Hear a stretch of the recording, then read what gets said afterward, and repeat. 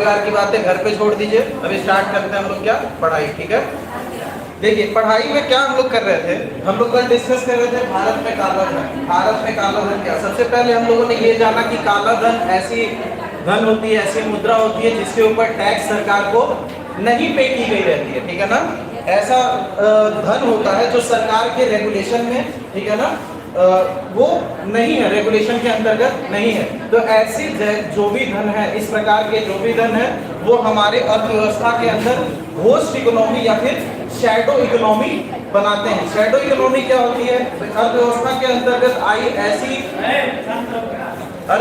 अंतर्गत आई ऐसी परिस्थिति जिसमें सरकार को ये ज्ञान नहीं है जो पैसे इस्तेमाल हो रहा है, जो पैसे इस्तेमाल हो रहा है काले धन के रूप में, वो सरकार के रेगुलेशन अथॉरिटी के बाहर है। ठीक है ना, तो ऐसे धन से बचने के लिए, ऐसे धन को वापस अर्थव्यवस्था में लाने के लिए सरकार द्वारा भिन्न भिन्न प्रकार के नियम और एक्ट लेकर के आए गए। ठीक है ना, भिन्न भिन्न प्रकार की स्कीम्स लेकर के आए गए। इस स्कीम्स के अंतर्गत में जो सबसे पहला स्कीम था वो हम लोग पढ़ रहे थे, काले धन को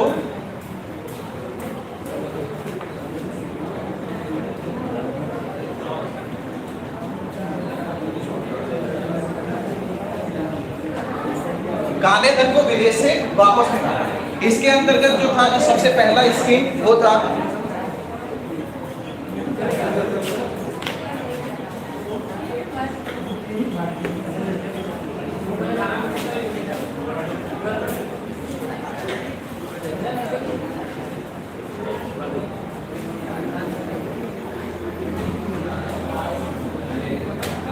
इस अधिनियम के अंतर्गत गवर्नमेंट ने क्या बोला कि जितने भी व्यक्ति, ठीक है ना, स्विस बैंक में क्या होता था, पैसे लोग इकट्ठा अपना जमा कर देते थे। क्या होता है, टैक्स से बचने के लिए लोग और कंपनियां क्या करती हैं, ऐसे लोकेशन पे मूव करती हैं, ऐसे जगह पे मूव करती हैं जहां पे टैक्स का भार कम हो। सपोज दैट टैक्स का दर अगर जो भारत में 9% है, एप्पल आ रही है यहाँ पे अपनी प्लांट सेटअप कर रही है, ठीक है ना, एप्पल आया यहाँ पे भारत में, वहां उसको निवेश करने के लिए उसको दर का जो सामना करना पड़ रहा है 9% है। लेकिन चाइना में अगर जो इस दर का रेट 7% रहा तो एप्पल कहां पे निवेश करेगी, चाइना में, ठीक, क्योंकि वहां पे दर की कमी है। तो दर से बचने के लिए क्या होता है ना, ये कंपनियां जो होती हैं अपने ब्रांच को, अपने संस्थाओं को एक जगह से दूसरे जगह रिलोकेट कर देती हैं। ठीक है ना, जहां पे कर का स्तर कम होता है। ठीक है, इसको टैक्स अवॉइडेंस बोलते हैं कि टैक्स से बचने के लिए कंपनियां साइड का रास्ता अपनाती हैं। आप देखते हो क्या होता है, स्पीड ब्रेकर बना रहता है, लेकिन हम लोग क्या करते हैं, बाइक साइड से निकाल देते हैं।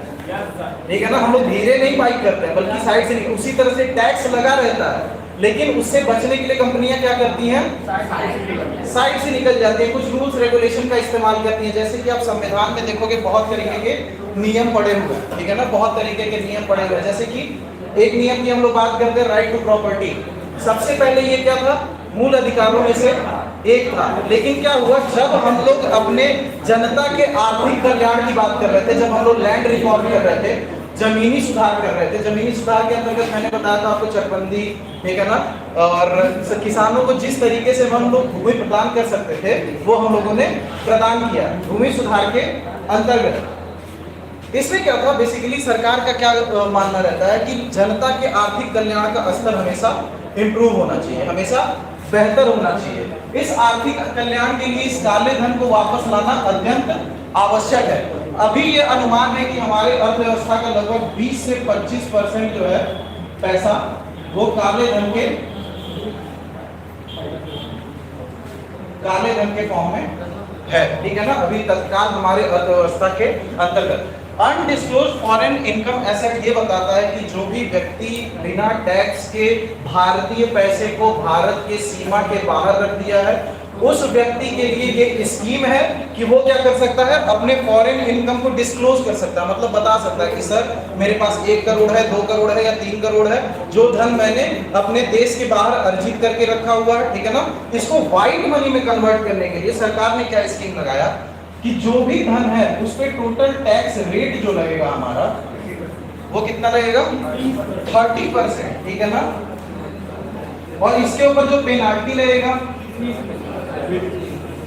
वो भी 30%। ठीक है ना, टोटल 60% आपसे पैसा वसूला जाएगा जो भी इनकम आप डिस्क्लोज करोगे। तो ये तो बात होगी किसकी, फॉरेन में जो काला धन जमा था उसकी। ठीक है ना, जैसे ही हम बात करते हैं हमारे देश के अंतर्गत जो काला धन इकट्ठा है, ठीक है ना, क्या होता है, जैसे डॉक्टर हो गए, लॉयर हो गए, इंजीनियर्स हो गए, ये लोग क्या करते हैं संगठित तरीके से, ये कोचिंग संस्थान हो गए, आजकल कोचिंग करना एक बहुत ही अच्छा बिजनेस हो गया है, ठीक है ना।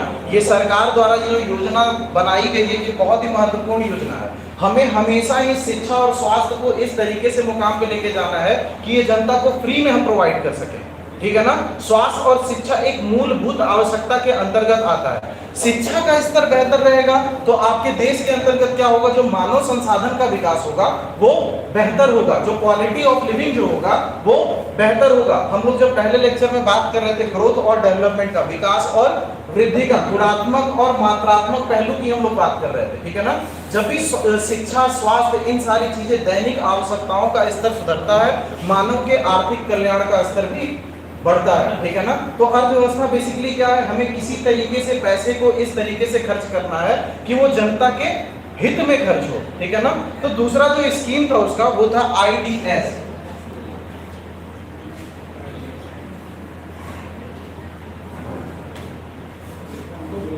इनकम डिस्क्लोजर स्कीम, पहला, ठीक है ना।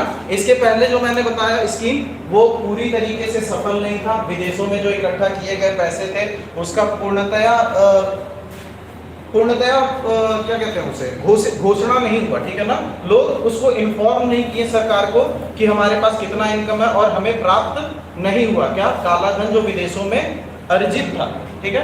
तो हमने देखा ये योजना फेल हो गई थी, ठीक है। फिर हम लोग क्या दूसरी योजना निकाले कि हमारे देश के अंतर्गत जितना काला धन इकट्ठा है, ठीक है ना, तो जो भी ऐसा व्यक्ति है जो देश के अंतर्गत अपने काले धन को व्हाइट मनी में कन्वर्ट करना चाहता है, तो वहां पे सरकार ने टैक्स रेट इस स्कीम के अंतर्गत, ठीक है ना, टैक्स रेट जो बनाया था 30% का, ठीक है।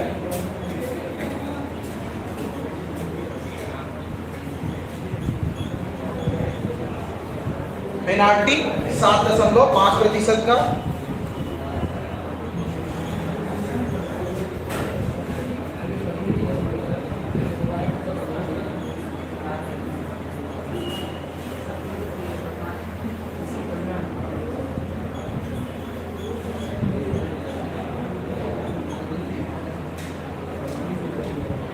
ये टोटल हो जाएगा 45%, ठीक है।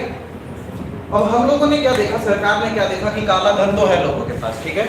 इस काले धन को हमको किसी तरीके से हमें कहां पे लेकर के आना है, अर्थव्यवस्था के अंदर लेकर के आना है। अर्थव्यवस्था के अंदर लाने के लिए हमने एक स्कीम निकाली जिसमें हमने टैक्स का रेट जो था बहुत अधिक रखा, पेनल्टी का रेट था बहुत अधिक रखा। इससे क्या हुआ, जो भी जनता अपने इनकम को डिस्क्लोज करना चाहती थी वो नहीं करी। वो कही कि अगर जो 1 करोड़ में से 60% हिस्सा हम बैंक को ही दे देंगे तो हमारे पास क्या बचेगा।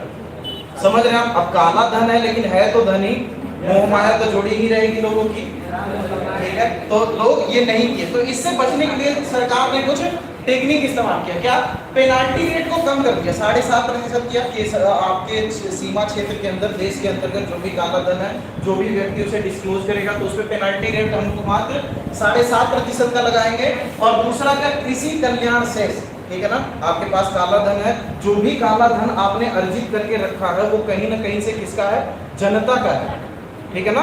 और वो हमको कहाँ देना है, जनता को देना है। और जनता में जो सबसे ज्यादा आर्थिक कल्याण के लिए आवश्यक श्रेणी है वो किसका है, किसानों का है। हमारे यहाँ फार्म सेक्टर बहुत ही ज्यादा दयनीय स्थिति में है। आप लोग देखोगे आए दिन क्या होता है, न्यूज़पेपर में निकलता है किसान सुसाइड कर रहे हैं, किसान की परिस्थिति बिगड़ रही है, किसान के खेत चले जा रहे हैं, ठीक है ना।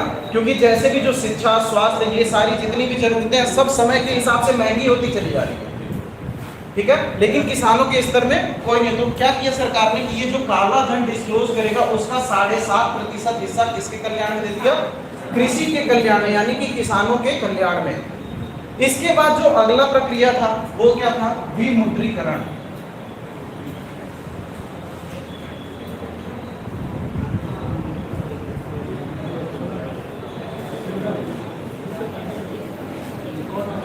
ये तो सबको याद होगा, डिमोनेटाइजेशन जो हुआ था, लंबी लंबी लाइनें लगी थी, काफी यादें जुड़ी होंगी इससे लेकर के।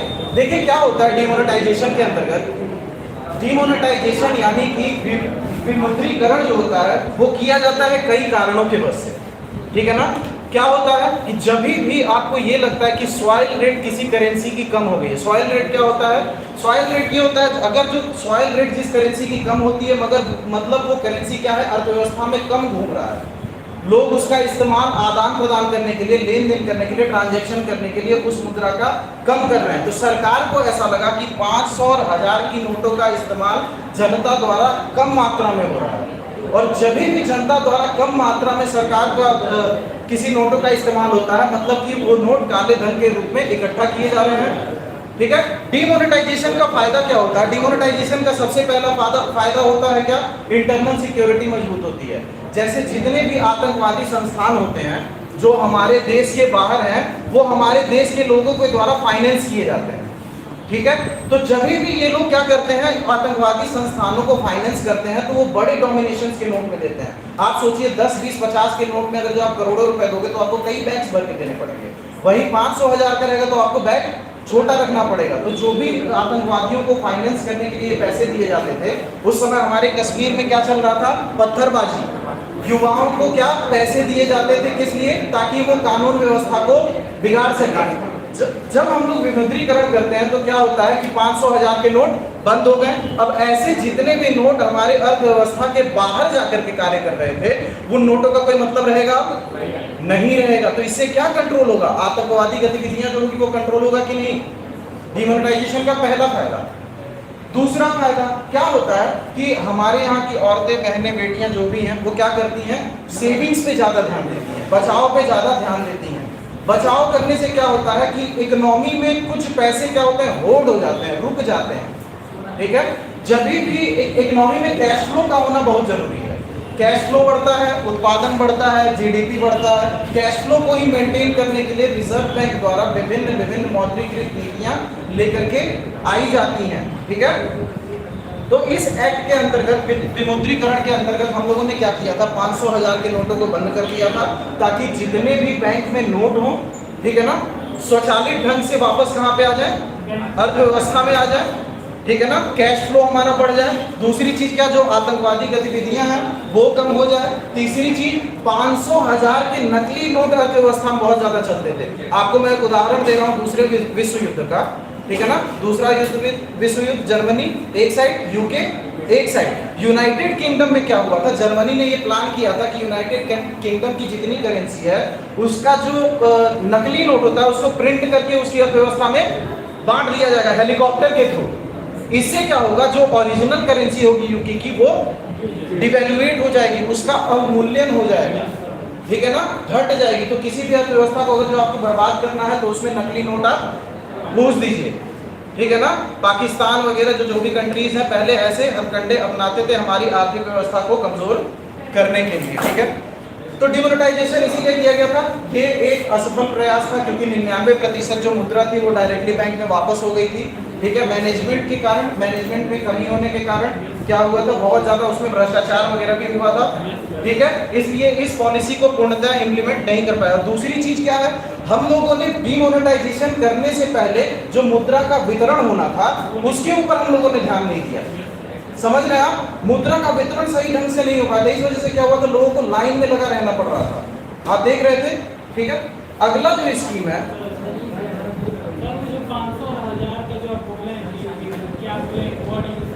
सॉइल रेट, हाँ, सॉइल रेट क्या होता है, जब भी किसी नोट का सॉइल रेट अधिक रहेगा ऐसे कंडीशन में क्या होगा, वो नोट ज्यादा चलायमान है, जनता के बीच में ज्यादा इस्तेमाल किया जा रहा है। जब भी सॉइल रेट कम होगा इसका मतलब क्या होगा कि वो नोट जनता द्वारा कम इस्तेमाल किया जा रहा है और उसके गलत इस्तेमाल होने की संभावनाएं अधिक हैं, ठीक है।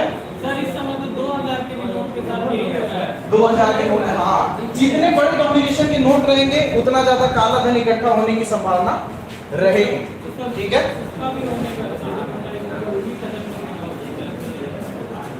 क्या हो गया,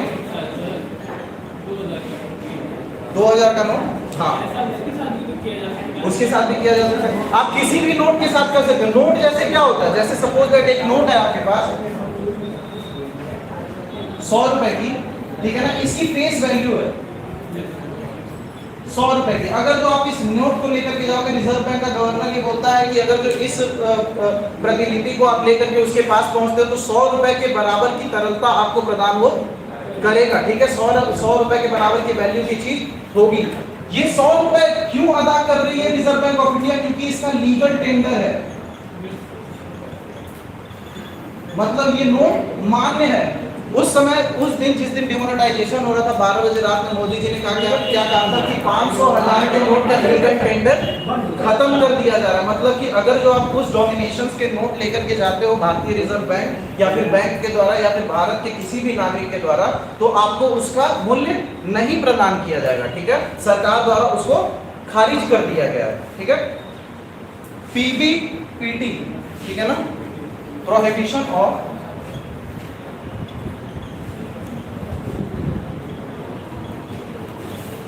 बेनामी प्रॉपर्टी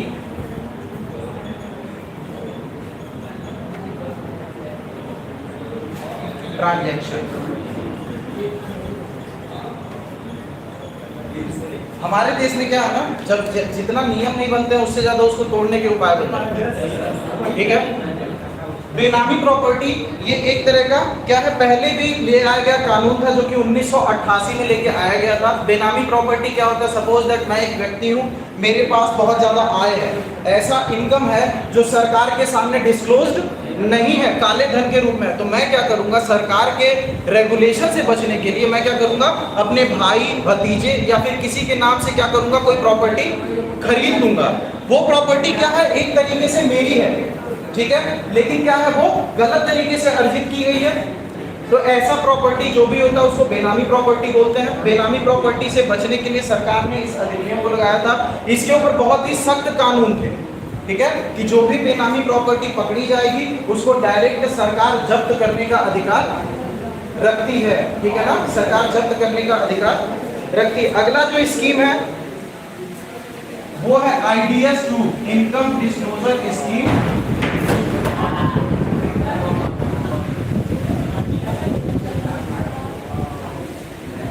ठीक है, इसे डिमोनेटाइजेशन के बाद लागू किया गया था। इसमें क्या था, टैक्स रेट जो हम लोगों ने लगाया था, ठीक है, वो था 30%।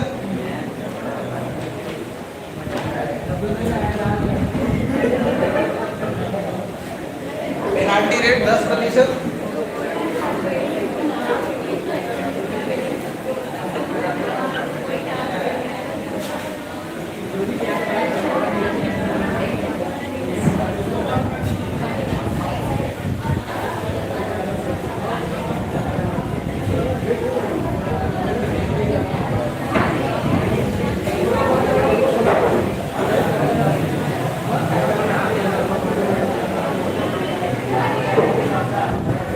बारिश आ रही है, इधर शिफ्ट हो जाइए थोड़ा थोड़ा सा, ठीक है। चलिए ठीक है, आगे बढ़ते हैं। इनकम डिस्क्लोजर स्कीम, पहले स्कीम की सफलता को देखते हुए, ठीक है, सरकार ने क्या किया, उसके दूसरे भाग को जारी किया। दूसरा भाग क्या था, उसमें टैक्स रेट हम लोगों ने रखा था 30% का, पेनाल्टी रेट रखा था 10% का, और गरीब कल्याण सेस जो था वो 9.9% का। मतलब कि इस इधर हो जाइए ना, अब इसका मैं क्या उपाय बताऊं। प्राकृतिक आपदा आ गई, ठीक है ना, ये प्राकृतिक आपदा आपको पढ़ाई से बचा रही है, इसको हम लोग क्या कह सकते हैं, एस्केप क्लॉज, ठीक है ना। क्या हुआ कि सरकार ने FRBM एक्ट हम लोग पढ़ रहे थे, FRBM एक्ट में हम लोगों ने क्या जाना था कि सरकार ने कोई एक लक्ष्य निर्धारित किया, ठीक है, लक्ष्य निर्धारित किया, उस लक्ष्य को अगर जो असफल हो जाता है पूरा करने में, ठीक है, तो एस्केप क्लॉज का इस्तेमाल करता है कि प्राकृतिक आपदा आ गई, वो आ गई, ठीक है। तो यहाँ पे हम लोग कह सकते हैं कि बारिश एक तरह से हम लोग का एस्केप क्लॉज है, हम लोग पढ़ाई से डिस्टर्ब हो रहे हैं, बच जा रहा है, ठीक है, कुछ समय के लिए। चलिए, ये जितनी सारी अभी तक स्कीम हम लोगों ने अध्ययन किए थे, ये क्या बोलते हैं, नहीं ये काम आया, कितनी एग्जैक्ट धनराशि नहीं पता चलती है। चलिए ध्यान दीजिए यहाँ पे, ठीक है, क्लास कंटिन्यू, ऑलरेडी लाइव पे हम, ठीक है ना। क्या होता है आईडीएस स्कीम 2, मतलब इनकम डिस्क्लोजर स्कीम 2, ये इसीलिए लेके आया गया था क्योंकि पहला जो हमने स्कीम लेकर के आया था वो हमारे लिए सफल साबित हुआ, सफल साबित हो गया था। आईडीएस कौन सा सफल नहीं हुआ था? जो सबसे पहला वाला होता, जो विदेशों से काला धन मंगाने के लिए हम लोगों ने किया था, ठीक है ना। तो ये सारी जितने भी स्कीम्स मैंने अभी तक डिस्कस किया है, ये इसलिए था ताकि काला धन को वापस से अपनी अर्थव्यवस्था में लाया जा सके, ठीक है। अगला जो हमारा टॉपिक है वो है टैक्स अवॉइडेंस। हाँ, आईडीएस 2 को, ठीक है, इसको गरीब कल्याण योजना भी बोलते हैं, गरीब कल्याण योजना भी बोलते हैं। आईडीएस स्कीम क्या था? प्रधानमंत्री ने देखा कि हमने काले धन को वापस लाने के लिए अर्थव्यवस्था के अंतर्गत हम लोगों ने क्या किया, ये एक स्कीम लॉन्च किया, इनकम डिस्क्लोजर स्कीम, जिसमें जनता जो है बढ़ चढ़ के सामना करी, ठीक है। उस समय डिमोनेटाइजेशन वगैरह हुआ था, सरकार तो बहुत ज्यादा एक्टिवेटेड थी काले धन को प्राप्त करने के लिए, कई जगह छापे वगैरह पड़ रहे थे। इस डर से भी बहुत सारे लोग अपने इनकम को डिस्क्लोज करें, ठीक है। इनकम को डिस्क्लोज करें तो उन्हें क्या फायदा मिल रहा था कि जो उनकी धनराशि थी वो व्हाइट मनी में कन्वर्ट हो जा रही है, और साथ में उनकी जो धनराशि का कुछ प्रतिशत हिस्सा था वो किसके कल्याण में जा रहा है?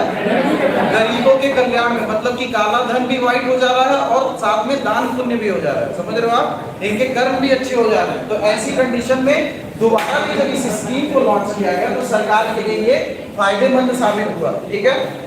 अगला जो है टॉपिक वो है टैक्स अवॉइडेंस। टैक्स अवॉइडेंस मतलब टैक्स देने से बचना, ठीक है ना, अवॉइड करना, वहां से किनारा कर लेना। तो बड़ी बड़ी कंपनियां, लोग क्या करते हैं ना, टैक्स से बचने के लिए अपने इनकम को कम दिखाते हैं, ठीक है, अपने प्रॉफिट को कम दिखाते हैं, अपने इनकम डिस्क्लोजर को कम दिखाते हैं, ठीक है ना, और कम दिखा करके क्या बोलते हैं कि हम जो आपके कर रोपण का स्लॉट है उससे बाहर हैं और बाहर होने के कारण हमें कर नहीं देना है, ठीक है ना। तो इनसे बचने के लिए सरकार द्वारा विभिन्न प्रकार के स्कीम को लेकर के आया गया था, जो कि प्रीलिम्स में ऑलरेडी डिस्कस किया गया था और मेंस के अंतर्गत भी, ठीक है। टैक्स अवॉइडेंस जो टॉपिक था ये काफी इंपॉर्टेंट है। सबसे पहले किसी का जो स्कीम लेके आया गया था वो था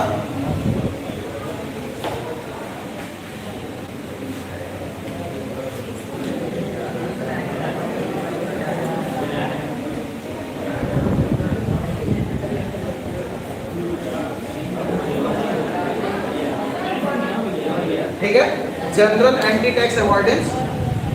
जी बताइए, कोई दिक्कत? हिंदी, इसका नाम ही इंग्लिश में है। अब रमेश को चाहे हिंदी में बोलिए तब भी रमेश बोलेंगे और इंग्लिश में बोलेंगे तब भी रमेश बोलेंगे। तो कुछ चीजें हैं, कुछ टर्म्स हैं, आप लोग गूगल करो, हिंदी वाले बुक में भी देखेंगे तो इसे हिंदी में लिख दिए general anti tax avoidance rule, ठीक है ना। तो ये है गार है, इसको क्यों कब लेके आया गया था? 2012 में लागू किया गया था, 2017 में इसे पुनः स्थगित कर दिया गया था। कब? पार्थ सारथी कमेटी समिति के सुझाव के द्वारा इसको दोबारा कैंसिल कर दिया गया था। ये एक तरीका था, जनरल तरीका था, जिससे हम लोग कंपनियों को, लोगों को पकड़ते थे टैक्स अवॉइडेंस से बचने के लिए, ठीक है ना। दूसरा जो है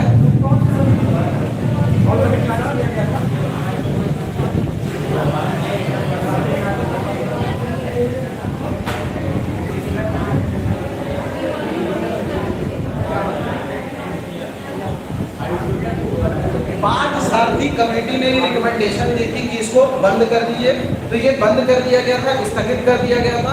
इसको दोबारा कब लागू किया गया? 2017 में, ठीक है ना। ये जनरल रूल है, सामान्य रूल है जो सरकार द्वारा बनाए गए थे कंपनियों को अपने रेगुलेशन के अंतर्गत लाने में, ठीक है ना। तो अगला जो है वो है, ठीक है जी, फिर से शुरू कर दिया गया। इसीलिए इंपॉर्टेंट है, ये एक तरह से करंट अफेयर का भी इवेंट आपका बन जाता है। क्या ये एक ऐसी एक नियमावली थी जो कि सरकार के द्वारा लाई गई, जो कि कार्य न करने पे एक समिति द्वारा उसे स्थगित कर दिया गया, लेकिन उसकी दोबारा आवश्यकता महसूस होने पे 2017 में क्या किया गया, फिर से लागू किया गया इसे, ठीक है ना। इसलिए ये जरूरी हो जाता है। और इसको कौन रेगुलेट करता है? रिजर्व बैंक ऑफ इंडिया, ठीक है ना। पोएम क्या होता है?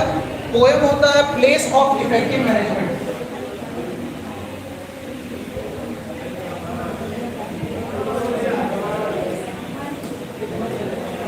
क्या नहीं समझ में आ रहा है?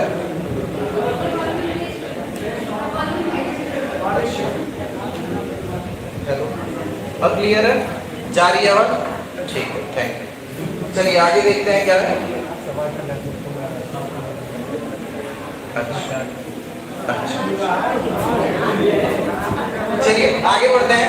इसके अंतर्गत में क्या हुआ था, मल्टीनेशनल जो कंपनीज थी वो जो भी इस्तेमाल करती थी अपने तरीके नियम कानून किससे, टैक्स से बचने के लिए, उनके ऊपर सरकार ने क्या किया, नजर डाला। ठीक है ना, क्या किया, उसको अपने रेगुलेशन के अंतर्गत लेकर के आया। ठीक है, पोयम एक टैक्स अवॉइडेंस रूल था जो कि कब लागू किया गया, 1 अप्रैल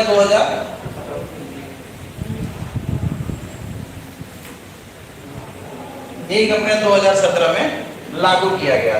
इसी तरह करके मैंने एक चीज आपसे डिस्कस की थी, BEPS, base erosion profit shifting. इसके अंतर्गत में मैंने डिस्कस किया था आपसे गूगल टैक्स। ठीक है ना, मल्टीनेशनल कंपनियां।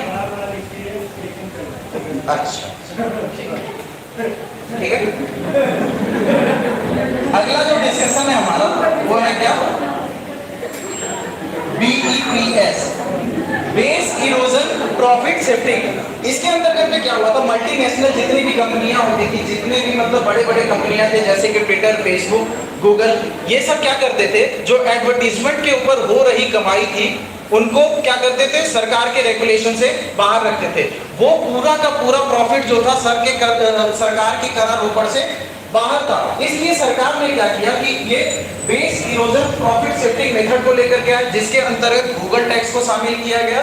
गूगल टैक्स 6% के दर से लगाया जाता है। ठीक है ना, वो ये कंपनियों द्वारा कमाए जा रहे प्रचार, ठीक है ना, जो क्या होता है, आप जैसे देखते हो यूट्यूब खोला, क्या होता है, एड्स वगैरह आते हैं, जो एड्स होते हैं वही उनकी कमाई का जरिया होता है। आजकल अर्थव्यवस्था किस पे काम कर रही है, अटेंशन इकोनॉमी। ठीक है ना, आप जितना समय निवेश कर रहे हो ऑनलाइन प्लेटफॉर्म पे, आजकल हर एक चीज ऑनलाइन किया जा रहा है, फ्री प्रोवाइड किया जा रहा है, लेकिन एक्चुअली में वो फ्री नहीं है, वो उनके कमाई का जरिया है। आप अटेंशन इकोनॉमी पे वर्क कर रहे हो, आपका समय, उनका पैसा, उनका प्रॉफिट। कंपनियां क्या करती है, इस प्रॉफिट को शिफ्ट कर देती है।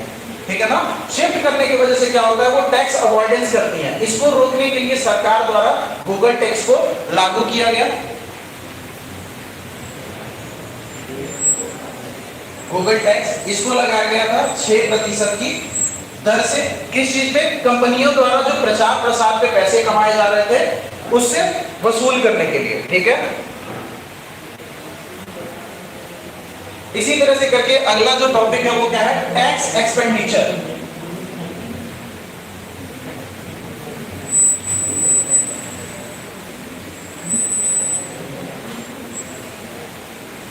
टैक्स एक्सपेंडिचर जो टॉपिक है ये क्या है, कर को रोपण करने की जिम्मेदारी किसकी है, सरकार की। ठीक है ना, तो हम लोग क्या करते हैं, जब भी मौद्रिकृत नीतियां बनाते हैं तो दर के रेट को हम लोग जनता के आर्थिक कल्याण हेतु ऊपर और नीचे करते रहते हैं। क्या होता है, तो जब भी सरकार, ठीक है, क्या है, मान लीजिए निगम कर जो है, निगम कर यानी कि कॉर्पोरेट टैक्स, अगर जो 14% की मात्रा से सरकार लगा रही है, ठीक है, तो जो कर की प्राप्ति होगी वो अधिक होगी, या फिर निगम कर को 12% के दर से लगाया जाता हो, 14% की दर से लगाई जाएगी। अब क्या हुआ, कोविड-19 के दौर में क्या हुआ, अचानक से हमारे देश में लॉकडाउन लग गया, उत्पादन का जो स्तर था वो गिरने लगा, हमारी छोटी मोटी जो कंपनियां थी बंद होने लगी थी। ठीक है, इसको देखते हुए सरकार ने, वित्त मंत्रालय ने क्या किया, कॉर्पोरेशन टैक्स के स्तर को कम कर दिया। तो जो कॉर्पोरेशन टैक्स से होने वाली प्राप्तियां हमारे अंदर थी वो ऑटोमेटिकली कम हो जाएंगी। ठीक है ना, तो ये क्या है, एक तरह से जो दर की कटौती सरकार कर रही है वो उसके ऊपर खर्च की तरह से आ रहा है। ठीक है ना, तो टैक्स एक्सपेंडिचर यही होता है, कर जो होता है जनता के आर्थिक कल्याण हेतु जो कर की दरों को कम किया जाता है, जिसकी वजह से जो सरकारी प्राप्तियां होती हैं वो ऑटोमेटिकली कम हो जाती हैं। इसी खर्च को हम लोग क्या बोलते हैं, टैक्स एक्सपेंडिचर, यानी कि कर के ऊपर खर्च। ठीक है ना, जो कि सरकार के द्वारा किया जाता है जनता के आर्थिक कल्याण के लिए। हाँ, निगम कर को बता दूं, निगम कर इस प्रकार का कर होता है जो कॉर्पोरेट कंपनियों द्वारा, बड़ी बड़ी कंपनियों के द्वारा उनके प्रॉफिट के ऊपर लगाया जाता है। ठीक है, जैसे कि टाटा हो गया, L&T हो गया। ठीक है, L&T मान लीजिए एक प्रॉफिट मेकिंग कंपनी है, इंफ्रास्ट्रक्चर मेकिंग कंपनी है, बड़े बड़े मेट्रो प्रोजेक्ट वगैरह ये सारी चीजें करती है। तो जब भी ये बड़े बड़े प्रोजेक्ट करते होंगे इनको प्रॉफिट मिलता होगा, तो प्रॉफिट का ये कुछ हिस्सा टैक्स के रूप में किसको देते हैं? सरकार को देते हैं। जो निगम कर होता है ये प्रत्यक्ष कर के अंतर्गत आता है और ये एक क्या होता है? इनकम टैक्स की तरह लगाया जाता है। इनकम टैक्स क्या होता है? डायरेक्टली एक मात्रा, अगर जो आप इनकम की कमा रहे हो तो आपके इनकम के ऊपर उतना प्रतिशत लगाया जाएगा जिसका भार आपको वहन ही करना है, ठीक है ना। जीएसटी के बाद सबसे ज्यादा मैंने बताया था किससे ज्यादा हमारे पास होती है? निगम कर के द्वारा, इसलिए महत्वपूर्ण हो जाता है। तो सरकार जो भी ऐसी मौद्रिक एवं राजकोषीय नीतियां बनाती हैं जिसके अंतर्गत दरों को कम करती है, जिनकी वजह से सरकारी प्राप्तियां भी कम होती है, ऐसी परिस्थिति में क्या ये चला जाता है? टैक्स एक्सपेंडिचर के अंतर्गत चला जाता है, सरकार का टैक्स के ऊपर, खर्च के ऊपर चला जाता है। अब कोविड-19 की सिचुएशन को हम लोग देखते हैं। लोकवित्त हम लोगों ने पूरा अध्ययन कर लिया, ठीक है ना, पूरे टॉपिक को अध्ययन कर लिया, लेकिन इस लोकवित्त को हम लोग क्यों पढ़ रहे हैं? इस लोकवित्त को हम लोग इसलिए पढ़ रहे हैं ताकि जो सरकार है वो पैसे का मैनेजमेंट किस तरीके से कर रही है इसका अध्ययन करने के लिए। सरकार की प्राप्तियां कहां से हो रही है, सरकार अगर जो आर्थिक कल्याण हमें कर रही है, जो स्कीम्स निकाल रही है, मुद्रा निकाल रही है, योजना निकाल रही है, उनके ऊपर व्यय किस तरीके से करती है। सरकार द्वारा जो राज्य है उनको अनुदान के रूप में जो प्रदान किया जा रहा है वो किस तरीके से किया जा रहा है। अनुदान क्या होता है? एक तरफा पेमेंट होता है, ठीक है। ये क्या होता है? शर्त युक्त होता है। इसको राज्य जो होता है अपने हिसाब से खर्च नहीं कर सकता। हम लोग लंबवत असंतुलन में जब पढ़ रहे थे हम लोगों ने ग्रांट्स यानी कि अनुदान के बारे में पढ़ा था कि ग्रांट अनुदान की स्थिति को कम करना चाहिए केंद्र को, और जो है टैक्स की स्थिति को अधिक करना चाहिए, जो प्रोपोर्शन टैक्स है। क्योंकि जो टैक्स द्वारा दिया गया पैसा राज्य को है वो राज्य अपने विवेकाधीन शक्तियों के हिसाब से खर्च कर सकता है, ठीक है। जहां पे उसे आवश्यकता है वो वहीं पे लगा सकता है। लेकिन जो भी पैसा क्या कहते हैं कि अनुदान के फॉर्म में आएगा वो जिस लिए आएगा, सपोज दैट कि अचानक से बाढ़ आ गया यूपी के अंदर, केंद्र सरकार द्वारा यूपी को अनुदान प्रदान किया गया, तो अब यूपी सरकार को बाढ़ के हित में जनता के कल्याण के लिए उस पैसे को इस्तेमाल करना पड़ेगा, ठीक है। तो लोकवित्त हमें ये आइडिया देता है कि सरकार कहां से पैसे लाती है, कहां पे पैसे खर्च करती है, और उन पैसों को मैनेज करने के लिए, कैश फ्लो को मैनेज करने के लिए क्या क्या करती है, ठीक है ना। अब सरकार जो है अपने वित्तीय कार्यों को करने के लिए एक केंद्रीय बैंक को रखती है, जिस केंद्रीय बैंक को हम लोग रिजर्व बैंक ऑफ इंडिया के नाम से जानते हैं, ठीक है। तो अगला जो चैप्टर हम लोग शुरू करने वाले हैं वो क्या है? मनी एंड बैंकिंग, ठीक है ना। मनी एंड बैंकिंग के अंतर्गत आप लोग नोट्स में देखेंगे इकोनॉमिक सर्वे 2022-23 के डेटा मैंने ऑलरेडी प्रोवाइड करा दिए हैं नीचे, और करेक्ट डेटा जो होंगी वो भी लास्ट पेज पे आपको दिख जाएंगे नोट्स में ही, ठीक है। वहां पे अगर किसी प्रकार की दिक्कत होगी, हाँ बताइए। पतंजलि जरूर देती होगी, तो ये यहीं पे देखिए पतंजलि है, ठीक है ना। ये क्या है? बाबा रामदेव जी क्या बोलेंगे कि हमने एक संस्था का निर्माण किया है जो कि क्या है? जनता की भलाई के लिए है, ठीक है। आप देखोगे क्या होता है, जितने भी मतलब हम लोग तो रिलीजन के नाम पे टैक्स नहीं लगाते हैं, ठीक है ना। जितने एनजीओ होते हैं वो टैक्स से बाहर रहते हैं, ठीक है ना। तो क्या होता है कि अपने टैक्स की चोरी करने के लिए बहुत सारी संस्थानें उसी नाम पे एनजीओ चलाने लगते हैं, ठीक है ना। बहुत सारे रिलीजियस संस्थान जो होते हैं, जो धार्मिक संस्थान होते हैं, वो भी हॉस्पिटल ये वो दुनिया भर की चीजें लगाते हैं, क्योंकि वो कम्प्लीटली व्हाइट मनी है, वो सरकार के टैक्स के अंतर्गत आता ही नहीं है, ठीक है ना। तो क्या होता है, बड़ी बड़ी संस्थान क्या करते हैं, इस चीज का इस्तेमाल करते हैं, किस चीज से बचने के लिए? टैक्स से बचने के लिए। ये भी प्रक्रिया टैक्स अवॉइडेंस के अंतर्गत आती है, ठीक है। पतंजलि हो गया, चाहे कोई भी मल्टीनेशनल कंपनी हो गई, जो भी इस प्रक्रिया का इस्तेमाल करती है, ये टैक्स अवॉइडेंस के अंतर्गत। कॉर्पोरेट टैक्स अलग चीज हो गई, ये तो सरकार द्वारा कर का प्रत्यारोपण हो रहा है जी। देखिए इनकम टैक्स क्या हो गया, जैसे कि जो भी व्यक्ति आय कमा रहा है सरकारी के द्वारा, सरकारी नौकरियों वगैरह के द्वारा या फिर नौकरियों के द्वारा आपके इनकम का एक सोर्स है, बता दिया गया है कि 75,000 से ऊपर जो भी व्यक्ति है उसको 10,000 रुपए देना पड़ेगा, ठीक है, 5,000 रुपए देना पड़ेगा। हमने एक दर बांध रखी है। कॉर्पोरेट टैक्स क्या है? हम लोग व्यक्तियों के ऊपर नहीं लगा रहे, संस्थानों के ऊपर लगा रहे हैं जो प्रॉफिट कमा रही है, बड़ी बड़ी कंपनियां, मल्टीनेशनल कंपनियां, एप्पल हो गया, गूगल हो गया, ठीक है ना, टाटा हो गया, हिंडाल्को हो गया, एल&टी हो गया, ठीक है, बड़ी बड़ी कंपनियों को लगाते हैं। अगला जो टॉपिक है आपका वो है क्या? Money and banking.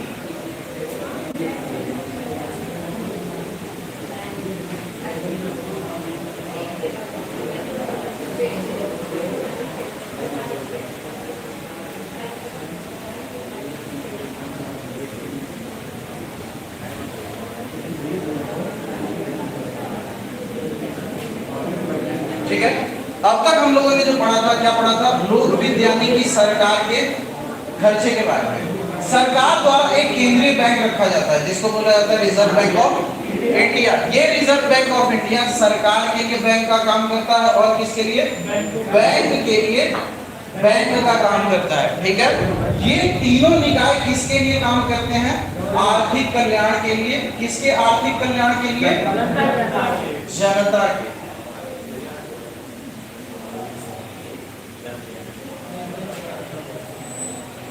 ठीक है, जब भी मैनी और बैंकिंग सेक्टर की हम लोग बात करते हैं, बैंक ऐसे निकाय होते हैं जो डिपॉजिट करते हैं, ठीक है, लोन बांटते हैं, ठीक है ना, मतलब कि जनता को मुद्रा प्रदान करते हैं और जनता के मुद्रा को डिपॉजिट करते हैं। ठीक है, ऐसी संस्थाओं को हम लोग क्या बोलते हैं?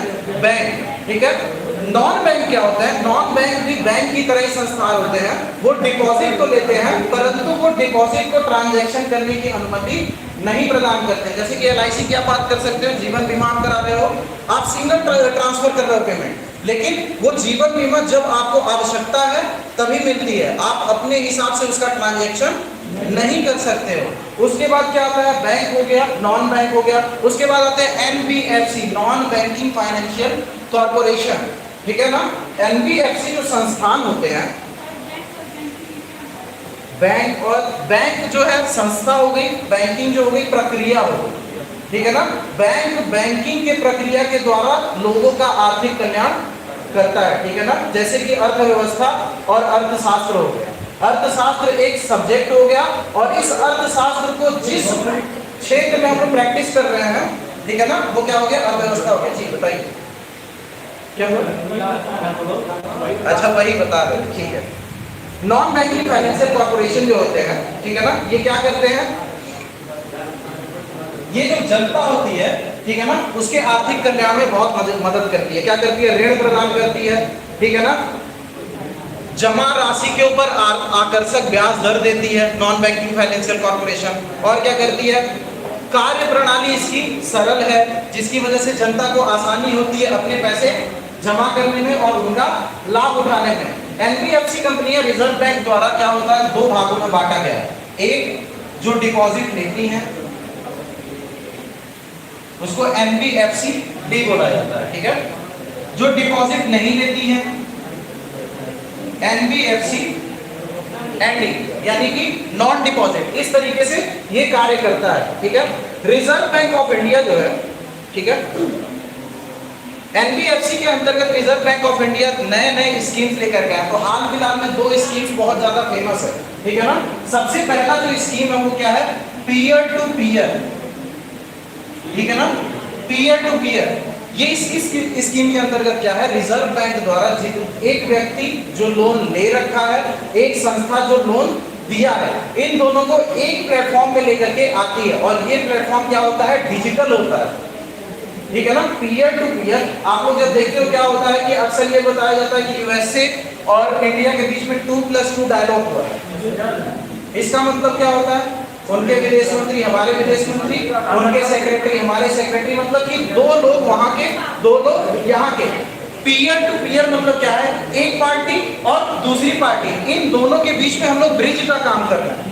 ठीक है ना, इन दोनों के बीच में हम लोग क्या ब्रिज का काम कर रहे हैं। हम लोग क्या कर रहे हैं? दोनों पार्टी को आमने सामने रख दे रहे हैं ऑनलाइन प्लेटफॉर्म की मदद से और क्या बोल रहे हैं? इनके ऋणों का सॉल्यूशन कर रहे हैं। क्या होता है? दिक्कत क्या होती है? सपोज दैट आपने ऋण लिया, ठीक है ना, आप समय पे नहीं चुका पा रहे हो, इससे दिक्कत किसको होगी? जो कंपनी ऋण दी है।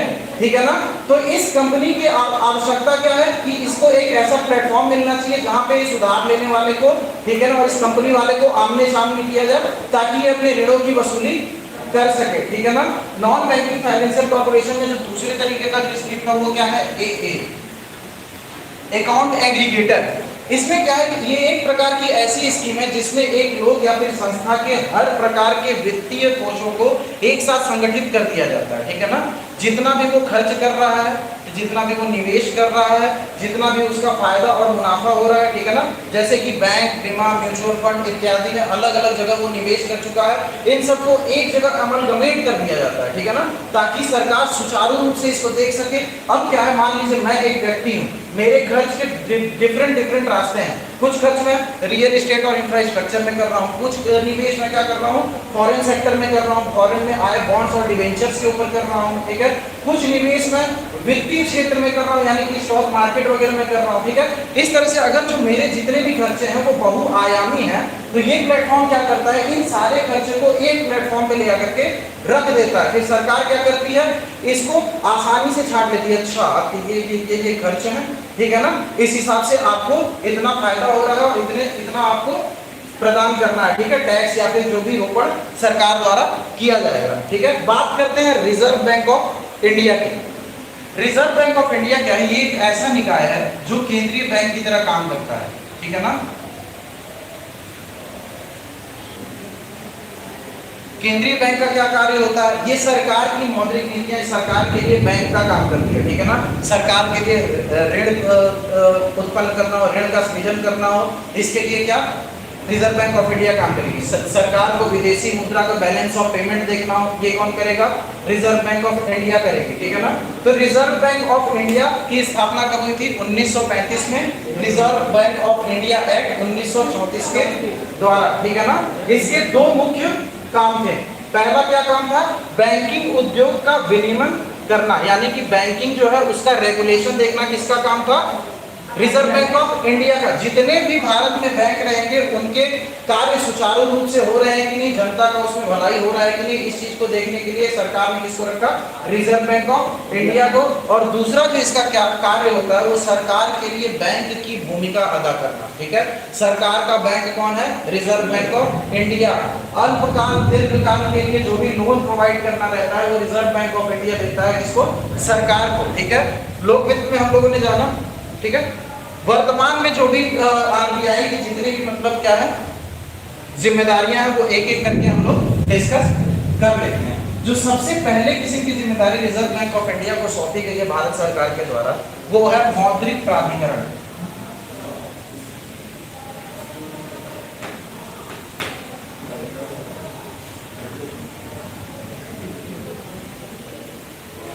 मौद्रिक प्राधिकरण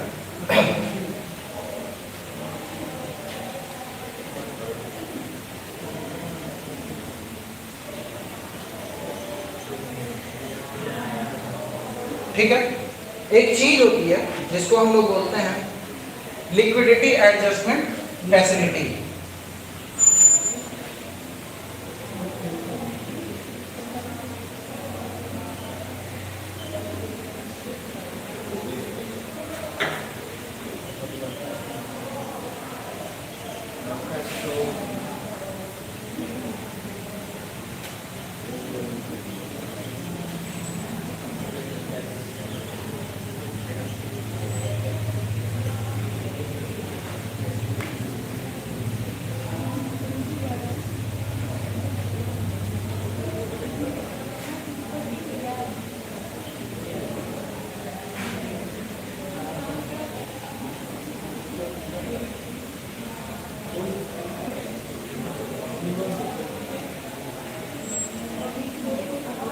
ठीक है।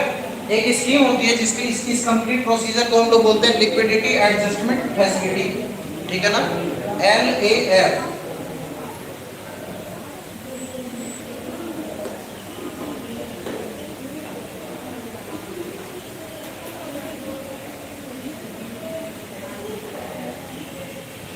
लिक्विडिटी एडजस्टमेंट फैसिलिटी ये एक ऐसी प्रक्रिया होती है जो रिजर्व बैंक ऑफ इंडिया को सरकार के द्वारा सौंपी गई है कि जितना हमारे अर्थव्यवस्था में कैश फ्लो की रिक्वायरमेंट है इसको मेंटेन करने की जिम्मेदारी किसकी है, रिजर्व बैंक ऑफ इंडिया के द्वारा। तो रिजर्व बैंक ऑफ इंडिया इसको कंट्रोल करने के लिए विभिन्न मौद्रिक नीतियां लेकर के आती है, ठीक है ना। ये मौद्रिक नीतियां जैसे कि repo rate, reverse repo rate, cash flow की मात्रा सपोज दैट कम हो गई है, जितनी रिक्वायरमेंट है ये क्या है, एवरेज कैश रिक्वायरमेंट है, इतना आपको चाहिए अपने अर्थव्यवस्था में, ठीक है। ये रेपो रेट जब हम लोग लगाते हैं ना तो क्या होता है, इसके द्वारा जितने भी मतलब ये तरलता प्रदान करता है बैंकों में, ठीक है। तरलता जैसे ही बैंकों में प्रदान करेगा तो कैश फ्लो बढ़ेगा, ठीक है। अर्थव्यवस्था में ऐसी कंडीशन आ जाएगी जब कैश की मात्रा हमारे यहाँ अधिक हो जाएगी तो वहां पे रिवर्स रेपो रेट लगाएगा। तो मतलब कि कैश फ्लो को मेंटेन करने के लिए विभिन्न विभिन्न मौद्रिक नीतियों का इस्तेमाल करती है रिजर्व बैंक ऑफ इंडिया, ठीक है। अर्थव्यवस्था को सुचारू रूप से स्थिर रूप से चलाने के लिए, किसके लिए, सरकार के लिए। तो सबसे पहली जिम्मेदारी जो इसकी क्या होती है, मॉनेटाइज्ड प्राधिकरण के रूप में, यानी कि मौद्रिक प्राधिकरण के रूप में होती है। दूसरी जो इसकी जिम्मेदारी है, समझ नहीं आया। अच्छा ये समझ में नहीं आया, ठीक है एक बार और देख लेते हैं। मैंने आपको बताया है क्या होता है, अर्थव्यवस्था में कुछ अमाउंट ऑफ कैश फ्लो होने की जरूरत होती है। अगर जो कैश फ्लो कुछ मात्रा से कम हो जाएगा तो सामान का मूल्य बढ़ने की संभावना रहेगी। कैश फ्लो की मात्रा बहुत ज्यादा हो जाएगी तभी भी क्या होता है, बहुत ज्यादा पैसे हो जाते हैं कुछ सामानों को खरीदने के लिए। आप समझ रहे हो कि मतलब पहले परचेजिंग पावर पैरिटी कम थी लोगों के पास, अब क्या है, अब हर किसी के पास परचेजिंग पावर पैरिटी है, ठीक है ना। तो ऐसी स्थिति ना आ जाए अर्थव्यवस्था में, अर्थव्यवस्था अपने पास से डेविएट ना हो जाए, तो सरकार ने क्या किया है, रिजर्व बैंक ऑफ इंडिया को इसके लिए रखा है कि आप मौद्रिकृत नीतियां बनाइए जिसमें मुद्रास्फीति अगर जो होती है तो आप उसको भी कंट्रोल करेंगे, कैश फ्लो की कमी होती है अर्थव्यवस्था में आप उसको भी कंप्लीट करेंगे, ठीक है ना। अत्यधिक कैश फ्लो अगर जो अर्थव्यवस्था में हो जाती है तो उसको भी कंट्रोल करेंगे। तो विभिन्न विभिन्न नीतियां होती हैं, हम सब उसको डिस्कस करेंगे। 10-20 प्रकार के दर और अनुपात होते हैं, ठीक है ना, जिनका इस्तेमाल करती है रिजर्व बैंक ऑफ इंडिया। जैसे बैंक रेट होता है, CRR, SLR, cash reserve ratio, ठीक है ना, repo rate, reverse repo rate, benchmark, prime lending rate. तो ऐसे ही एक एक करके अभी हम लोग डिस्कशन करेंगे, ठीक है ना। तो मौद्रिक नीतियां जो है इसको हम लोग विस्तार से पढ़ेंगे अभी, ठीक है। तो विभिन्न मौद्रिक नीतियों का इस्तेमाल करती है क्यों reserve Bank of India, liquidity adjustment facility को मेंटेन करने के लिए, ठीक है ना। लिक्विडिटी जो तरलता की मात्रा है हमारे अर्थव्यवस्था के अंदर उसको बरकरार रखने के लिए, ठीक है। समझ में आया, समझ रहे आप, तरलता का एक स्तर होना चाहिए, उसको मेंटेन करने का काम किसका है, रिजर्व बैंक ऑफ इंडिया का। जो कैसे करती है, विभिन्न प्रकार की मौद्रिक नीतियों को ला करके, लागू करके, ठीक है। मौद्रिक नीतियां क्या है ये भी हम लोग आगे एक एक करके समझेंगे। अब दूसरी जिम्मेदारी की तरफ बढ़ते हैं। दूसरा जिम्मेदारी क्या है, मुद्रा प्राधिकरण। तो करेंसी प्रिंट करने की जितनी जिम्मेदारी है वो सरकार द्वारा रिजर्व बैंक ऑफ इंडिया को दी गई है। जितने भी प्रकार की करेंसी है वो कौन छापेगा, Reserve Bank of India, except 1 rupees के। 1 रुपीस का डोमिनेशन का जो वो नोट होता है चाहे सिक्का होता है उसको वित्त मंत्रालय अपने अंतर्गत रखता है, ठीक है ना। जो तीसरी जिम्मेदारी सौंपी गई है, ठीक है, जो तीसरी जिम्मेदारी सौंपी गई है रिजर्व बैंक ऑफ इंडिया को,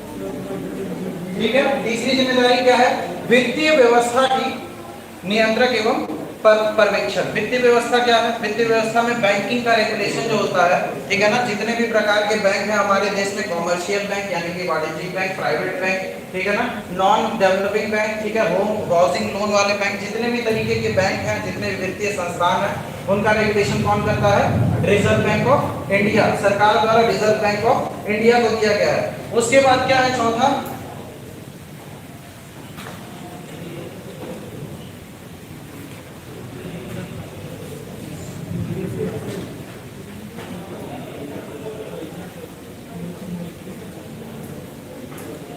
विदेशी विनिमय प्रबंधन, फॉरेन एक्सचेंज रेट, कितने रुपए में कितना डॉलर होगा, कैसे होगा, ठीक है ना। इन नीतियों का निर्माण कौन करता है? Reserve Bank of India. जो हमारा एक्सचेंज रेट रहता है, एक्सचेंज रेट 3 प्रकार का होता है, ठीक है ना।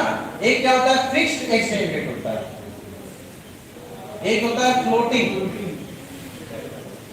और एक होता है फिक्स्ड फ्लोटिंग, ठीक है। रिजर्व बैंक ऑफ इंडिया क्या करती है? इन्फ्लेशन का रेट है, मुद्रास्फीति का दर है, ठीक है ना। उसको क्या करना है? एक पैमाना दे दिया जाता है, 2%, ऊपर वाला 6%, मतलब कि ये इसी के अंदर रहना चाहिए। इस प्रक्रिया को हम लोग बोलते हैं स्नेक इन द टनल, ठीक है ना। रिजर्व बैंक द्वारा ये इस्तेमाल किया जाता है क्या? मुद्रास्फीति दर को कंट्रोल करने के लिए। तो विभिन्न प्रकार के जो क्या होते हैं विदेशी विनिमय प्रबंधन होते हैं। क्या होती है? जैसे कि कोई फॉरेन डायरेक्ट इन्वेस्टमेंट आया, एफडीआई आया, ठीक है ना। एफडीआई आएगा, क्या करेगा? विदेशी मुद्रा को लेकर के आएगा, ठीक है। तो क्या होगा कि वो डॉलर ले आकर के यहाँ हमारे अर्थव्यवस्था में निवेश नहीं कर सकता है। उसको क्या करना पड़ेगा? डॉलर को बदलना पड़ेगा किसमें? रुपए में। तो वो कहाँ पे जाएगा? किससे मदद लेगा? रिजर्व बैंक ऑफ इंडिया से, ठीक है ना। अगली जो जिम्मेदारी हम लोग रिजर्व बैंक ऑफ इंडिया को देते हैं वो क्या है? पेमेंट सिस्टम का।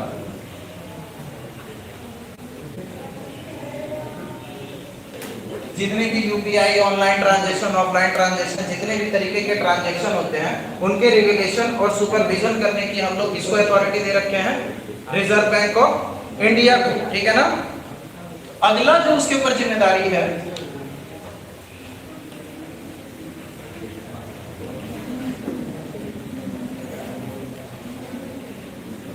अगली जो जिम्मेदारी रिजर्व बैंक ऑफ इंडिया के पास है वो है सरकार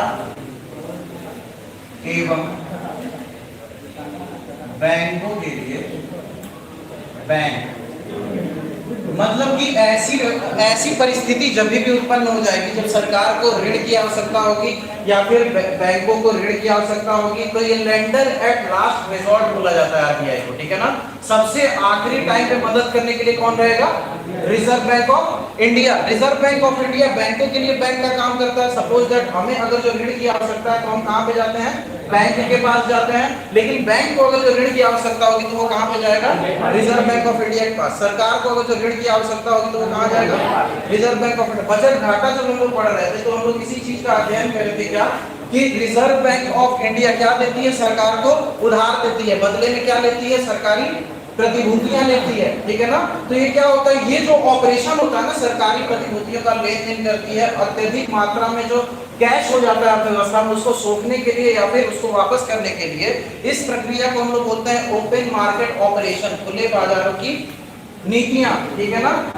तो ये क्या होता है? रिजर्व बैंक ऑफ इंडिया द्वारा किया जाता है अर्थव्यवस्था में कैश फ्लो को कंट्रोल करने के लिए। सरकारी प्रतिभूतियों के खरीद बेच के किया जाता है। इसके अंतर्गत ओपन मार्केट ऑपरेशंस के अंतर्गत सरकारों एवं, तो ये क्या होता है? दोनों के लिए बैंक का काम करता है। अगली जो जिम्मेदारी जो दी गई है, अब क्या है? रिजर्व बैंक ऑफ इंडिया को अब तक जितनी जिम्मेदारियां मिली थी वो किस हैसियत की थी? वो प्रोफेशनल चीजें थी, ठीक है ना। बैंक के लिए बैंक का काम कर रहा है, सरकार के लिए बैंक का काम कर रहा है, मौद्रीकृत नीतियों का गठन कर रहा है, पेमेंट सिस्टम जितना देश का है वो कौन देख रहा है? रिजर्व बैंक ऑफ इंडिया देख रहा है, ठीक है ना। मतलब कि और जितने भी संस्थान है, वित्तीय संस्थान है, उनका संचालन कौन कर रहा है? रिजर्व बैंक ऑफ इंडिया कर रहा है। तो अब तक ये सब जितनी भी चीजें थी ये क्या थी? विकासात्मक पहलू से जुड़ी हुई नहीं थी। ये क्या सिर्फ थी? आर्थिक प्रबंधन थी। तो जो लास्ट जिम्मेदारी हम लोग रिजर्व बैंक ऑफ इंडिया को देते हैं वो क्या होता है? विकासात्मक कार्य होता है, यानी कि डेवलपमेंटल वर्क होता है। हम लोग रिजर्व बैंक ऑफ इंडिया को बोलते हैं कि आप देश में अलग अलग सेक्टर में निवेश करो, ठीक है ना। उससे क्या होगा? आर्थिक कल्याण होगा जनता को, क्योंकि कुछ न कुछ profit reserve Bank of India कमा रही है, ठीक है ना। तो वो प्रॉफिट कहाँ जाएगा? आर्थिक कल्याण में जाएगा। तो विभिन्न विभिन्न संस्थान बनाती है, जैसे कि IDBI, SIDBI, NABARD, Exim bank, ठीक है। एनएचबी क्या है? नेशनल हाउसिंग बैंक, ठीक है ना। तो ये क्या होम लोन्स वगैरह प्रोवाइड करती हैं। तो ये सारी चीजें क्या है? रिजर्व बैंक ऑफ इंडिया के ऊपर जिम्मेदारियां सरकार द्वारा सौंपी गई हैं ताकि देश को सुचारू रूप से, देश की अर्थव्यवस्था को सुचारू रूप से चलाया जा सके, ठीक है ना। आरबीआई एक केंद्रीय बैंक है। पहले क्या था? ये प्राइवेट था, इसका राष्ट्रीयकरण हुआ था कब? 1949 1949 में, ठीक है। राष्ट्रीयकरण क्या होता है? जब भी किसी संस्था की स्टेक गवर्नमेंट खरीद लेती है तो राष्ट्रीयकरण होता है, और जब भी किसी संस्था की स्टेक प्राइवेट संस्था खरीद लेती है तो वो निजीकरण होता है, ठीक है ना। आगे बढ़ते हैं, अगला जो टॉपिक है वो है मौद्रिक नीति।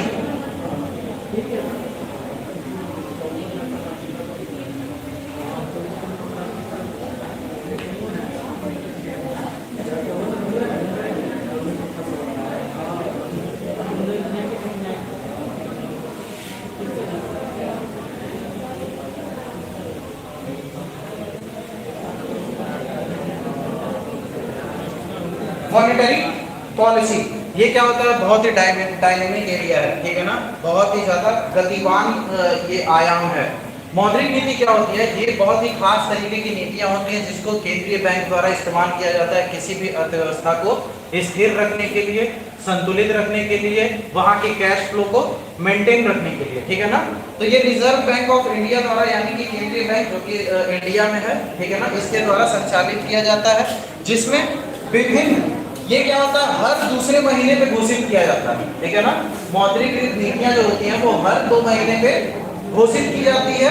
तो इसमें विभिन्न विभिन्न प्रकार के दर और अनुपातों का इस्तेमाल किया जाता है, किसके द्वारा? रिजर्व बैंक ऑफ इंडिया के द्वारा, ठीक है। तो इसमें हम लोग एक एक करके समझेंगे। तो सबसे पहले टॉपिक है वो है दर और अनुपात, ठीक है ना, रेट्स एंड रेशियो। रेट्स और रेशियो के अंतर्गत जो सबसे पहला पोर्शन हम लोग शुरू करेंगे वो क्या है? रेट्स है। इसमें जो सबसे पहले किस्म के हम लोग रेट की बात करेंगे वो क्या होगा? Bank rate.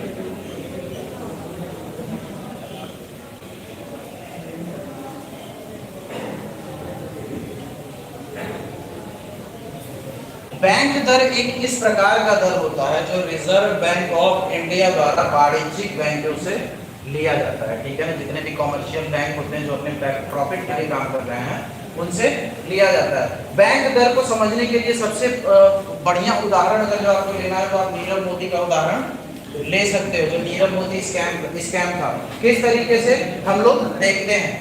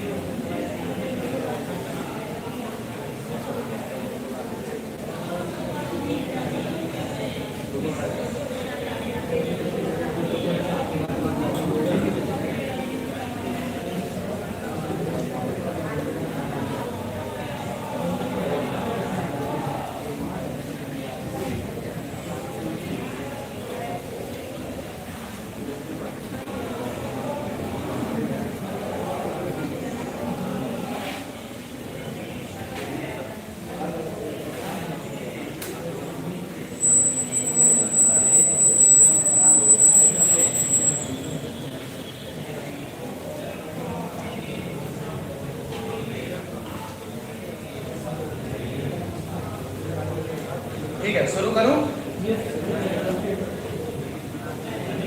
देखिए, बैंक रेट क्या होता है? ये एक ऐसा दर होता है जो रिजर्व बैंक ऑफ इंडिया द्वारा बैंकों से वसूला जाता है एज ए रेट ऑफ रीडिस्काउंटिंग, ठीक है ना?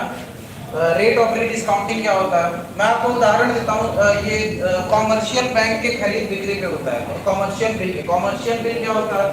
कॉमर्शियल बिल ऐसे प्रकार का बिल होता है जो वस्तुओं के खरीद और बिक्री पे लगाया जाता है, ठीक है ना? सपोज दैट ये कॉमर्शियल बिल है 100 रुपए का, ठीक है ना? ये मिस्टर ए है, नीरव मोदी के केस में क्या होता है? मिस्टर ए नीरव मोदी, आप समझ सकते हो, ठीक है ना? ये क्या किया? ये बोला कि ठीक है, इसको क्या चाहिए था? बी से सामान चाहिए था। कोई बी मर्चेंट है, इसको बी से सामान चाहिए था, तो सामान के बदले में ये क्या दे रहा है? बिल दे रहा है, कॉमर्शियल बिल दे रहा है। कॉमर्शियल बिल कब दिया जाता है? जब भी सामान का ट्रांजैक्शन किया जाता है, सामान का लेन देन किया जाता है, गुड्स और सर्विसेज का लेन देन किया जाता है। तो ये क्या किया? ये बोला कि ठीक है, आप मुझे 100 रुपए का सामान दो, ठीक है ना? तो 100 रुपए का ये सामान देगा, उसके बदले में इसको क्या देगा? Commercial bill. इसके ऊपर एक बैंक जो होगा वो क्या लेगा? गारंटी लेगा। Suppose that Punjab national bank को हम उदाहरण के तौर पे ले लेते हैं। नीरव मोदी गया पंजाब नेशनल बैंक के पास, कहा कि सर मुझे 100 रुपए का सामान चाहिए, ठीक है ना? उसके बदले में मैं आपको धीरे धीरे चुका दूंगा। एक तरह से वो लोन की तरह ले रहा है, ठीक है ना? उसके बदले में कॉमर्शियल बिल दे रहा है। वो किसको? मिस्टर बी को। मिस्टर बी को ये कॉमर्शियल बिल प्रदान किया गया, जिसपे गारंटर कौन बन रहा है? Punjab national bank. अब सपोज दैट मिस्टर ए यहाँ पे सामान लेकर के हट गया, मिस्टर बी के पास क्या है? ये कॉमर्शियल बिल है। मिस्टर ए भाग गया, बी को कहीं से भी नहीं लग रहा है कि ये हमारे 100 रुपए वापस करेगा इस कॉमर्शियल बिल के बदले, ठीक है ना? तो ये कॉमर्शियल बिल लेकर के जाएगा किसी दूसरे बैंक में। कोई दूसरा बैंक क्या करेगा? इस कॉमर्शियल बिल को ले लेगा और जो रेट ऑफ रीडिस्काउंटिंग होगा, बट्टा रेट होगा, जो बैंक लगाते हैं किसके ऊपर? जनता के ऊपर, कस्टमर के ऊपर, उपभोक्ताओं के ऊपर, ठीक है ना? तो ये क्या होता है? रेट ऑफ रीडिस्काउंटिंग जो होता है उसके आधार पर और जो भी पैसे उसके बनेंगे उसे वापस कर देगा, ठीक है? अब ये बैंक क्या करेगा? इस कॉमर्शियल बिल को रिजर्व बैंक ऑफ इंडिया के पास लेके जाएगा, क्योंकि ये कॉमर्शियल बिल तो इसके किसी काम का नहीं है, ये इसके लिए सिर्फ तरलता के काम में आएगा, ठीक है ना? एक रिजर्व को मेंटेन के काम में आएगा। तो जब ये इस बिल को लेकर के रिजर्व बैंक ऑफ इंडिया के पास जाएगा, तो रिजर्व बैंक ऑफ इंडिया इस कॉमर्शियल बिल को लेकर के एक निश्चित दर पे, जिसको हम लोग बोलते हैं बैंक रेट, ठीक है ना, उसको वापस राशि कर देगा। 100 रुपए का कॉमर्शियल बिल है, तो जितना रेट होगा उतना रिड्यूस करके उतने पैसे उसको वापस मिल जाएंगे। तो इसी दर को हम लोग क्या बोलते हैं? बैंक रेट, जो रिजर्व बैंक ऑफ इंडिया के द्वारा बैंकों से चार्ज किया जा रहा है, कॉमर्शियल बिल के पेमेंट पे होता है, ठीक है ना?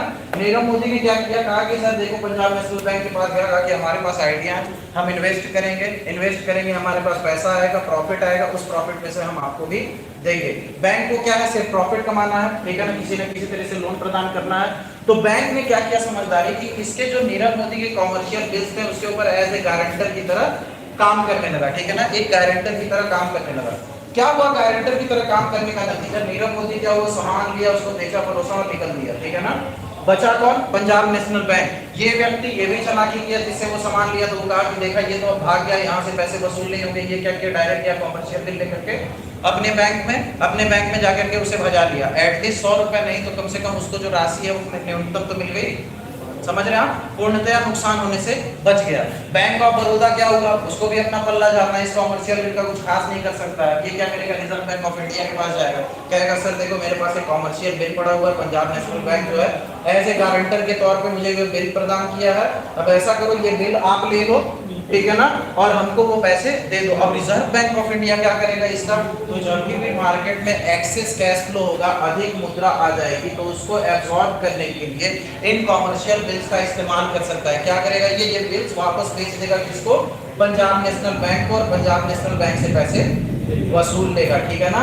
तो ऐसे परिस्थिति में क्या होता है ना कि बहुत ज्यादा नॉन परफॉर्मिंग एसेट्स तैयार हो जाते हैं, बड़ी बड़ी संस्थाएं वगैरह। ये हमारे देश में उतना ज्यादा प्रचलित व्यवस्था नहीं है। बैंक रेट जो है हमारे देश में इतना प्रचलित तरीके से नहीं चलता है। ये क्या चलता है?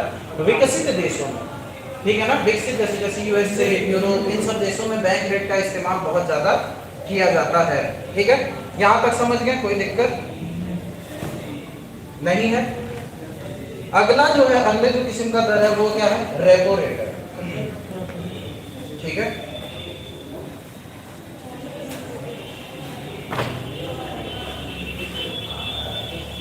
बैंक रेट समझ में आ गया, ठीक है? यही जो रेट है जो आरबीआई द्वारा बैंक से चार्ज किया जा रहा है उसी को क्या बोलते हैं? बैंक रेट बोलते हैं, ठीक है ना। मौद्रिक नीति के अंतर्गत हम सबसे पहले जो दर का प्रकार पढ़ रहे थे वो बैंक रेट था। जो अगला है वो है रेपो दर, ठीक है ना, रेपो रेट।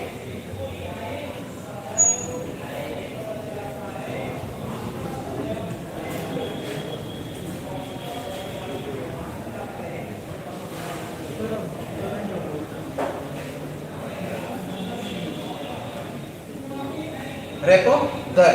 अभी मैंने एक चीज डिस्कस किया आपसे, लिक्विडिटी एडजस्टमेंट फैसिलिटी।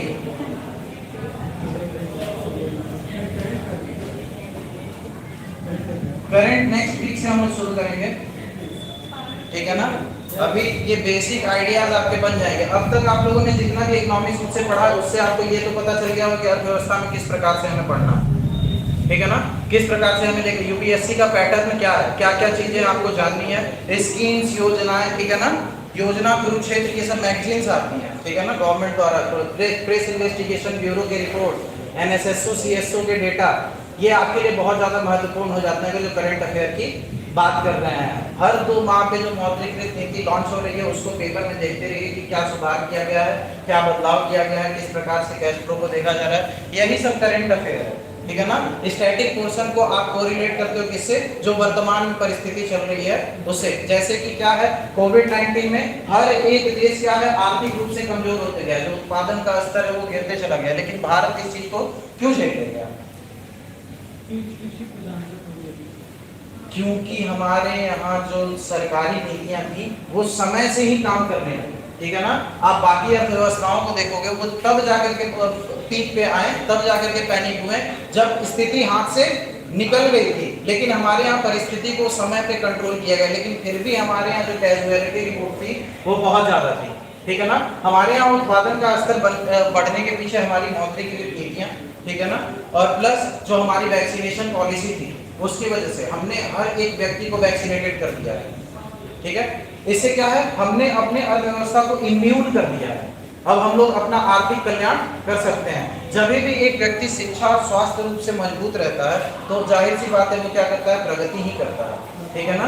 तो अर्थव्यवस्था में जब भी आपको आर्थिक कल्याण या फिर लोगों की जनता के बढ़ावे के बारे में सोचना होगा तो आपको क्वालिटी ऑफ लिविंग के ऊपर ज्यादा फोकस करना पड़ेगा। इसीलिए आजकल सतत विकास एक कॉन्सेप्ट है जिसको बहुत ज्यादा मायने दिया जाता है कि आप जो संसाधनों का प्रयोग कर रहे हो कुछ इस तरीके से करो। अगर जैसे कि फॉसिल फ्यूल है, फॉसिल फ्यूल का पेट्रोल, कोल, ये सब ऐसे ईंधन जो खत्म हो सकते हैं कुछ अंतराल के बाद, ठीक है। तो इनके इस्तेमाल से क्या होता है, सबसे पहले का ऊर्जा की आपूर्ति तो हो जाती है, लेकिन क्या पर्यावरण का जो स्तर होता है वो नीचे होने लगता है, ठीक है। इन सबों से बचने के लिए सरकार टैक्स लगाती है, कार्बन टैक्स, ठीक है। कार्बन क्रेडिट भी होता है जिसमें एक असाइंड यूनिट के अंतर्गत 1 टन के बराबर आप कार्बन का उत्सर्जन कर सकते हो, समझ रहे हो। तो ये सरकार द्वारा लगाया जाता है। ये सारे सिस्टम क्या पर्यावरण को, ये आर्थिक गतिविधियां हैं लेकिन हम लोग किसको बचाने के लिए लगा रहे हैं, पर्यावरण को। तो अर्थव्यवस्था भी आपको मदद कर सकती है पर्यावरण को संचालित करने के लिए, ठीक है। सस्टेनेबल डेवलपमेंट गोल्स हैं, यूनाइटेड नेशन के द्वारा रखे गए हैं, ठीक है ना। वो सारी चीजें हम लोग को अचीव करनी है अर्थव्यवस्था को ही ध्यान में रखते हुए, ठीक है। सस्टेनेबल डेवलपमेंट क्या होता है, जैसे कि अभी कोई मैंने बताया कोयला है, पेट्रोल है, ये सीमित संसाधन है, हमें पता है ये एक दिन खत्म होने वाला है। ये कोयला पेट्रोल हमें क्या कर रहा है, हमारे ऊर्जा की आपूर्ति कंप्लीट कर रहा है, ठीक है ना। ऊर्जा की आपूर्ति कर रहा है। अब हम क्या जान रहे हैं कि ये खत्म होने रहा है। अब हम देख रहे हैं कि कोल जलाने से हमको क्या मिल रहा है, बिजली मिल रहा है। बिजली हमारा जो मेन मोटो था उस ईंधन को जलाने का वो क्या था, बिजली था। हमने क्या किया कि अब कोयला हटा करके वहां पे सोलर पैनल लेते हैं। हमने सूर्य की एनर्जी को इस्तेमाल किया क्या, बिजली में परिवर्तित करने के लिए। इससे क्या हुआ, कोयला नहीं जलेगा, ईंधन सुरक्षित रहेगा, हमारे आने वाली जो पीढ़ी रहेगी वो भी कोयले का इस्तेमाल कर सकेगी, ठीक है। यही है सतत विकास की संसाधन का इस तरीके से प्रयोग करना कि वो आज की पीढ़ी के लिए भी काम आ जाए और आने वाली पीढ़ी के लिए भी काम आ जाए। और अगर जो ऐसा नहीं होता है तो उसकी जगह कोई ऐसा टेक्नोलॉजी लेकर के आना जो हमारी ऊर्जा की आपूर्ति को या फिर हमारी आवश्यकताओं को या फिर हमारी मांग को कंप्लीट कर सके, ठीक है। तो यही है, आज के लिए इतना रहने देते हैं, ठीक है। इसके आगे